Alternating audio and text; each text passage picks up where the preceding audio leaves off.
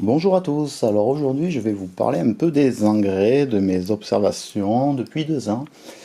Donc déjà on va faire une différence entre les pots et la pleine terre, parce que c'est vraiment différent et la taille du pot importe énormément si vous voulez être en bio, en organique. Parce qu'un petit pot c'est quand même assez dur à gérer en organique et même les gros il faut toujours prévoir, voilà. Il faut prévoir car l'organique a besoin d'un temps de dégradation par la vie du sol pour pouvoir être assimilé par la plante, donc l'effet ne se fait pas sentir de suite. Donc, vu que l'effet ne se fait pas sentir de suite, il faut anticiper, toujours anticiper, donc faut quand même être tout le temps dessus, voilà. Faut tout le temps en mettre et anticiper avant la carence, ce qui est un peu embêtant et dur à gérer en pot, j'avoue, j'ai essayé, c'est pas simple.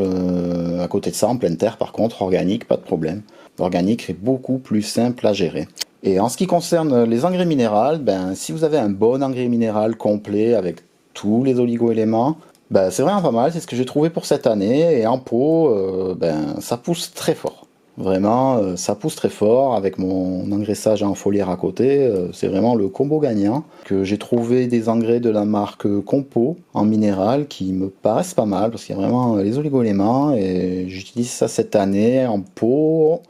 Et vraiment, aucune carence à signaler, de belles pousses. J'ai même eu la main un peu lourde sur certains, donc j'ai eu un peu de surfertilisation, mais ça va quand même, rien de méchant, c'est vite rattrapé, j'ai pas abîmé les plantes. Donc voilà pour mes observations. Pour les engrais organiques, comptoir du jardin en a pas mal. J'ai trouvé une référence qui contient du fer et du magnésium, ce qui est vraiment bien pour nos agrumes, donc à tester, parce qu'à côté de ça, comme la vidéo sur l'application foliaire, je parlais de l'anticarentiel liquide qu'ils vendent. Ben, c'est pareil que, voilà, c'est comme l'engrais organique, il faut prévoir. Si vous en mettez alors que la carence est déjà là, elle ne va pas se rattraper tout de suite, il va falloir attendre et en remettre un peu, que, voilà. C'est un traitement de fond qu'il faut tenir, et vu le prix du produit, bon, donc voilà, vu que c'est un produit un peu cher quand même, je sais pas ce qui vaut plus le coup, entre en mettre de temps en temps en prévention pour ne pas tomber en carence ou avoir un meilleur engrais qui contienne tout. Pas essayer en pot le dernier engrais dont je vous parle avec le fer et le Mg.